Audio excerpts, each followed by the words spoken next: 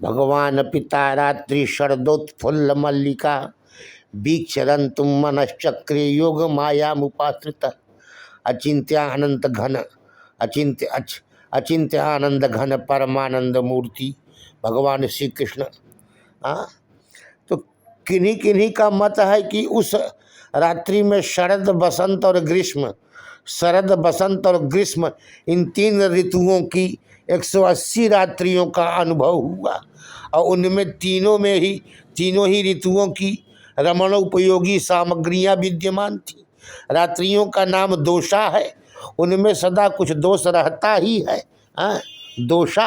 हाँ, बहुत से पुष्प ऐसे हैं जो रात्रि में नहीं खिलते। हाँ, परंतु यहाँ कुंद और कुमुद साथ साथ खिले हुए हैं। हाँ, हाँ, कुंद सृज कुलपते रिही बाती गण।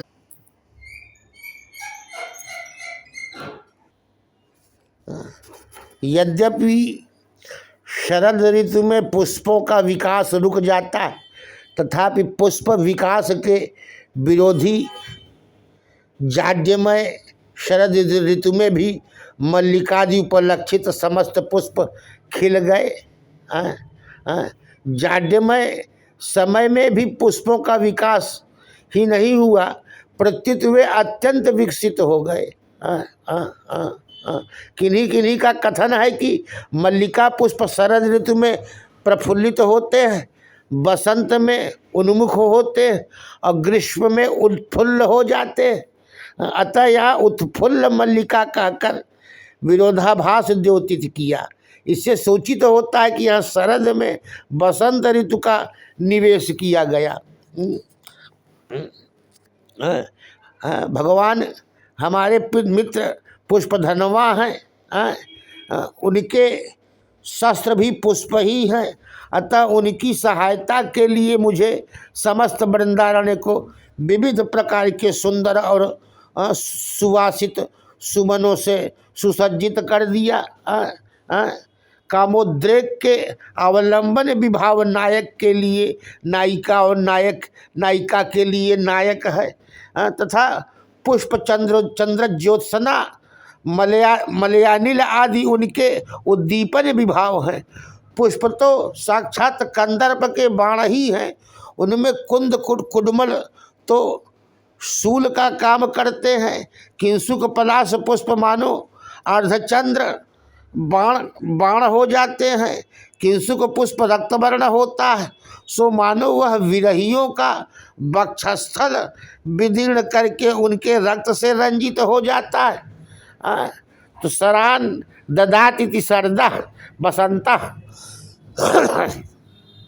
शरान ददाति शरदः बसंतः तेन उत्फुल्लानि मल्लिकोपलक्षितानि, तेन उत्फुल्लानि मल्लिकोपलक्षितानि सर्वाणि पुष्पाणि जासूता।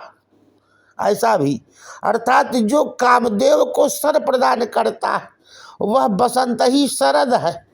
उसने जिन रात्रियों में मल्लिका से उपलक्षित समस्त पुष्पों को विकसित कर दिया है वे रात्रियां ही शरदोत्फुल्ल मल्लिका। शरद ऋतु विशेषतः जड़ता का सूचक है। शरदोत्फुल्ल मल्लिका वीक्षरन्तु मनश्चक्रे योगमायामुपाश्रितः, वीक्षरन्तु मनश्चक्रे योगमायामुपाश्रितः। अयस्कांतमणि प्रति आयोवत अच्छति स्वभक्तान प्रति या स अयोगा।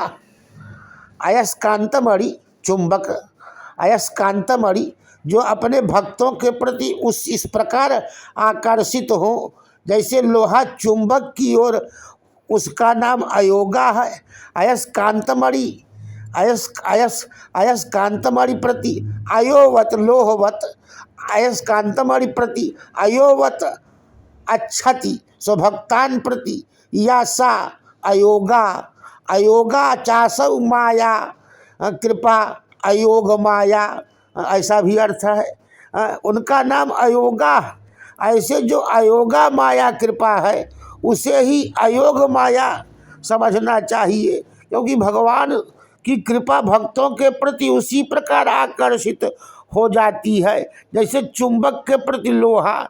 यद्यपि भगवान की कृपा सर्वदा सर्वत्र है, तथापि उसका आकर्षण करने में भक्तजन ही समर्थ होते हैं।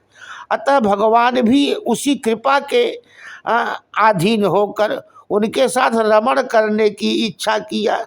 परमानंद कंद श्री कृष्णचंद्र का जो दिव्य मंगलमय बपु है वह अयस्कांत मणि के समान है।